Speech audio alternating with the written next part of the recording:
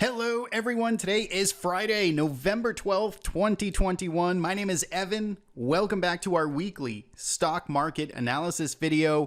Here's how these videos work. We break up our analysis into two parts. In part one, we look at everything that went on this week in markets. We break down things like volatility and correlations and market internals and interest rates and pick apart everything that stands out, looks different or interesting. And then in part two, we jump into the charts. We look at those longer term trends and we try and make sense of price action and where we might be headed. So hopefully that sounds good to you. Let's jump into some of the headlines and takeaways from this week. So stocks take a breather, a much deserved breather. They have been on a roll to the upside. Most indices were down marginally this week, so 0.5% or so. We'll take a look at those numbers in just a second.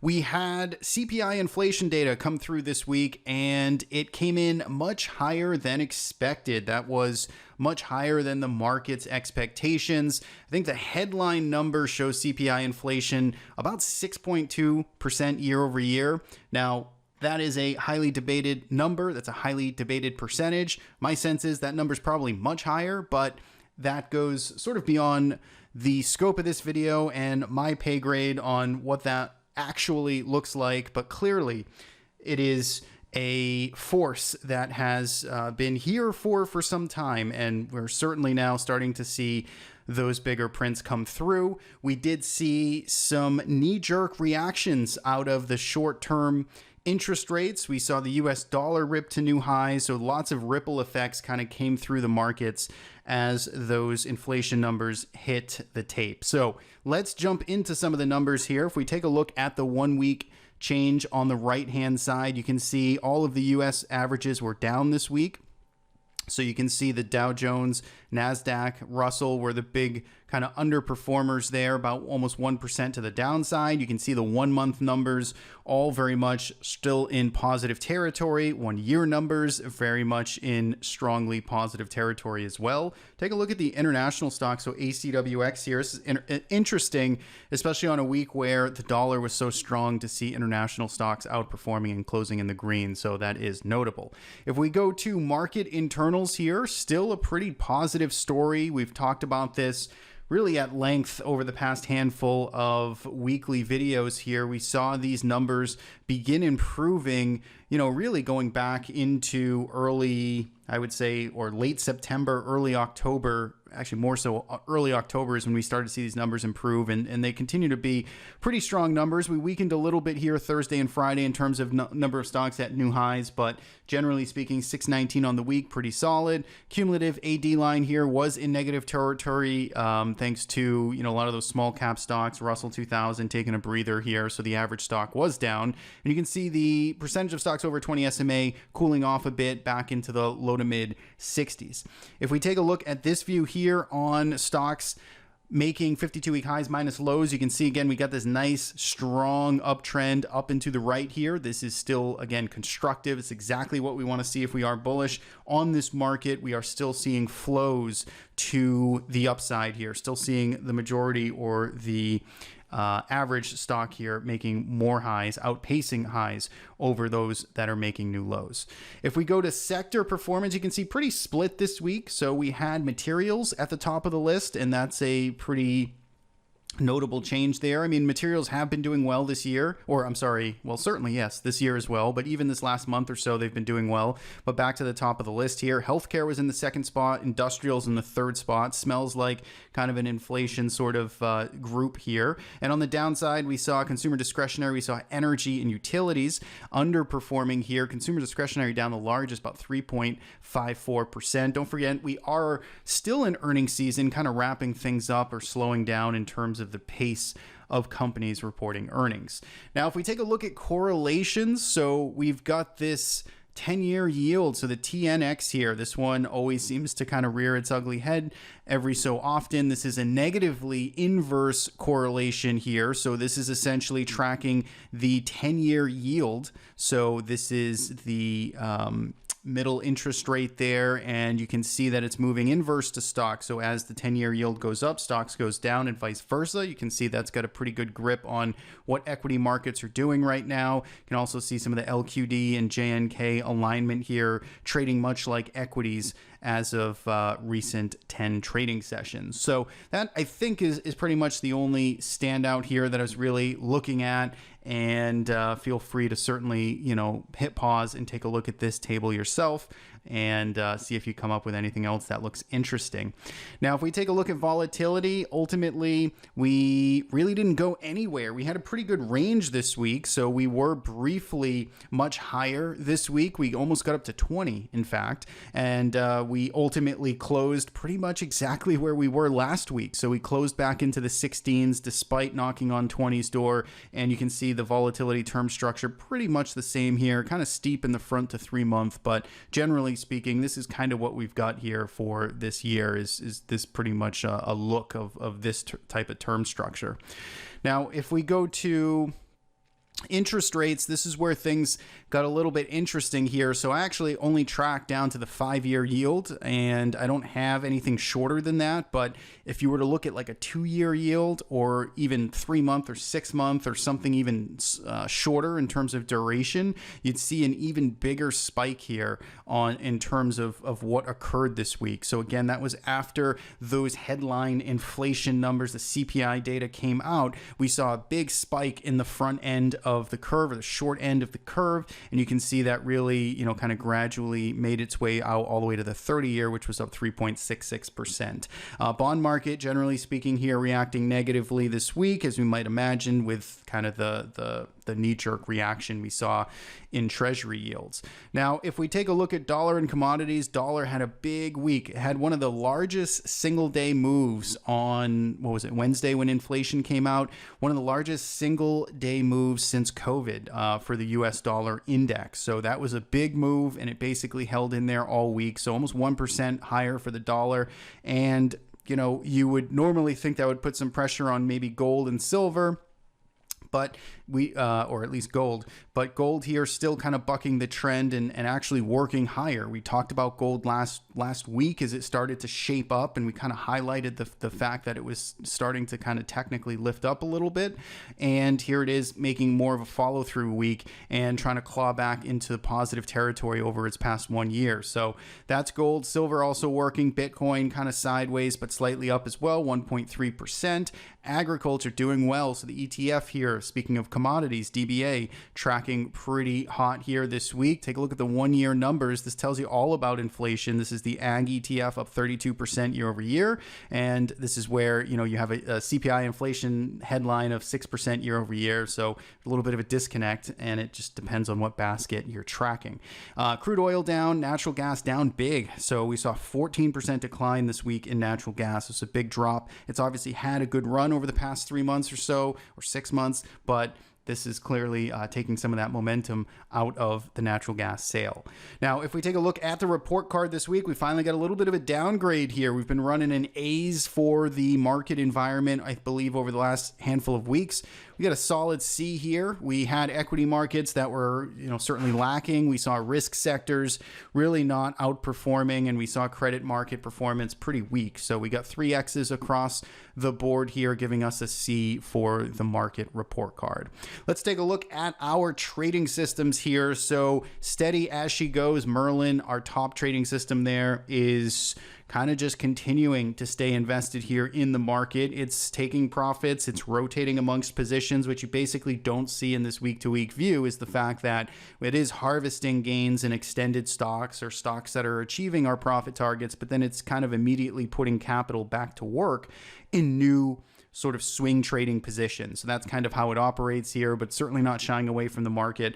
Lamerick is still a little bit net short. This was pretty net short earlier this week. Coming into this week, it was almost 60, 70, 80% net short, and it has certainly covered up a lot of those positions. And now it is kind of more on the neutral side heading into next week. So we've got a lot more info about these trading systems. If you need help navigating this market environment, then check out the info we have on our website to sign up for a trading membership of your own. So I'll be back here in just a second with some charts.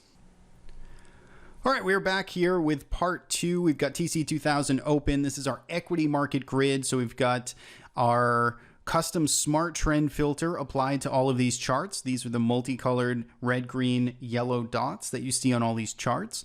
And we have price itself, the white dashed lines you see on all these charts. That is the price series kind of simplified into a dashed line chart. Now, this is a weekly view, and you can see despite the fact that all of the US averages closed negative this week, we still have bullish green outlooks here on all of our smart trend filter indicator. So essentially here, no change in direction or outlook or anything like that on the longer term time frame. We still are supportive of this market. Of course, international stocks here did work higher this week. So again, they are still printing their third consecutive green week outlook week as well on this indicator. If we go down to a daily chart and we look at things a little bit closer, we can also see that we have trend alignment here. We still have bullish positioning or an outlook. Even on the shorter term horizon, you can see in the S&P, for instance, this turned bullish back in middle of October, and this continues to be the case now. Of course, S&P 500 has enjoyed a nice run since then. Same thing with the Nasdaq, a little bit later, but still transitioned up, and IWM also up as well. So this is really our kind of multi-lens view here. If we're just looking at a simple trend heuristic that measures price and volume over time, we still have these bullish trends and alignment across the multiple time frames. Now, of course, let's go down to a shorter look here. Let's take a look at some candlestick analysis. Let's get a little bit more granular in our analysis, and you can see that the S&P 500 that has been, pretty much running away uninterrupted here for basically 20 trading sessions, almost 20 trading sessions. We were almost just floating higher with zero selling pressure. And that was, of course, until Tuesday of this week and Wednesday of this week is when we finally started to get a little speed bump in the road and we began pulling back here. We basically pulled back 2%. A little bit less than 2% from the highs, the all-time highs made just days earlier. So when we look here at the landscape, when we look here at price action itself, we're still seeing a very strong trend in place. We're seeing a market that's at highs. If we were to look at Bollinger Bands here, and we go back to the SPY, you can see that Bollinger Bands are still, kind of expanding upwards, and we are still in the upper half here. So all things look pretty strong here. Let's take a look at the weekly chart, Bollinger Bands. Okay, you can see we do have a little bit of extension here, and especially last week is we closed outside the upper Bollinger Band, and that, makes sense on how we kind of slowed down a little bit this week. Markets, especially indices, we don't really like to spend a whole lot of time outside the upper, Bollinger Bands. Tend to kind of move sideways so the bands can catch up or pull back in price, and you're seeing that kind of take a little bit of display here this week. So when we look at some levels for the S&P 500, notably, of course, we've got now Wednesday's lows, which is going to be a little bit of a short-term level to sort of pay attention to. We kind of tested down here, and we really saw the selling kind of dry up as we got down to around this 46.31 area. So we can pay attention to that in the short term, but honestly, the next bigger level that I would be watching is still all the way down here, so around 45.40 or so. So that would be, not saying we have to go there by any stretch. It's another 3% away from, or 3% lower from where we currently are. So that's kind of the next logical spot or reasonable intermediate term level that I'd be paying attention to. So far, dip buyers stepped in at a lot more of a shallow spot. So we'll see if we can, make our way back up to highs earlier next week. We have, certainly not a whole lot of supply up here, so it's kind of thin, but we could be carving out maybe a little bit of a trading range here as the market maybe catches its breath as before it really kind of goes into some of the holiday trading. So S&P, that's kind of the way I am looking at it right now. There's certainly room lower, but so far market seems a little bit reluctant to get down there. And if we look at, say, the IWM, So the IWM, of course, is the big story last week as it had its big breakout week. And so if we were to look at this view here on like a weekly time frame, I mean, it was this 243 level that it just punched right through and had one of the biggest up weeks it's seen on an increase in volume going back, many, many months. So when we look here at the price action in the shorter term, you can see, of course, just like the S&P, we got that pullback and we're starting to stabilize a bit here, an inside session, and then another inside day printed on Friday, back-to-back Thursday, Friday inside bars. So we've got a little bit of price compression here. Market's kind of figuring out what it wants to do. It sort of talked about the position here that I have in the Russell 2000, and I ended up selling a third of it coming into the start of the week up here. So I basically bought IWM three different periods back in this consolidation. And what I ended up doing was peeling one of those off coming into this week. And I'm still holding the bulk of the position on. I still have 2/3 on. I don't have plans to sell it. In fact, I'm mostly managing it at this point on this weekly time frame. So I want to give it some room. I want to give it the time to consolidate if it requires. And I wanted to sort of just lock in a little bit of those early profits as we started to see a little bit of extension there early in the week. So I still have the long position. I'm still, kind of watching and seeing how this consolidates.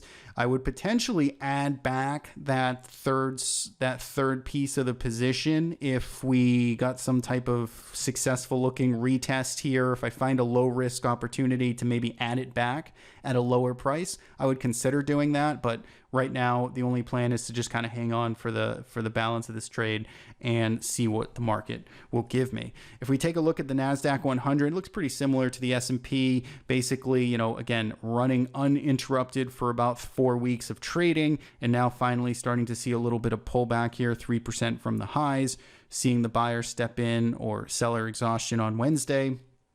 And here we are. So Qs, again, I would be paying attention to in terms of reference levels. Back here, I'd be paying attention to the September highs. I'd want to see basically the Q stay over 380 to keep this acting strong, healthy, and as bullish as possible. So far, so good. And hopefully we can continue to see that, heading into the holiday time. So that is the outlook there in terms of TA on the major markets. Let's look at a few other markets. Let's go to the dollar index. So we're looking at the UUP here.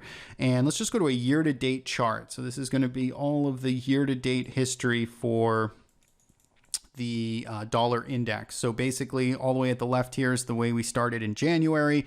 And of course, here we are now at highs. So we're essentially closing out or going in towards the end of the year. And we've got this trend that is essentially developed here up and to the right for the US dollar. We broke out to new highs this week. This was one of the largest, again, single day moves we've seen since COVID. And, dollar is back up at highs. So that's the current landscape. And, when the dollar is moving pretty strongly, it tends to put pressure on a lot of other things, risk assets, etc. So if the dollar continues to march, then, expect maybe more stagnation there in terms of what equity markets are doing as well. If we take a look at volatility, we can see that we did get that spike all the way up to 19.9. So again, really good move this week as we ripped about 35% from swing low to swing high here over 5 or 6 trading sessions. So that was a good little kind of fear, panic protection buying that went on. And then, of course, how we finished off the week was seeing the balloon deflate a bit down to 16. We lost about 19% from the highs of Wednesday. So the VIX kind of back into the 16 spot, which again, I consider kind of a sweet spot for it, Goldilocks spot for the VIX. I don't mind a VIX at 16 while markets are 1% or 2% off of highs. That seems like a good balance to see just a trending market continue. Now, if we take a look at gold, you can see it had a big week this week in the face of the dollar, and you can see that gold here was up 2.71%. It was up 1.91% last week, and it's starting to take shape a bit here, right? It is trying to lift up out of this consolidation. It's been really kind of left on its own here for the past year, over a year at this point, as it's been kind of grinding lower to sideways. We can look at Bollinger Bands on this, and you can see gold is outside of its upper. So again, it's pretty stretched here. I would not be surprised to see this cool off a bit next week, maybe retrace a little bit, go sideways.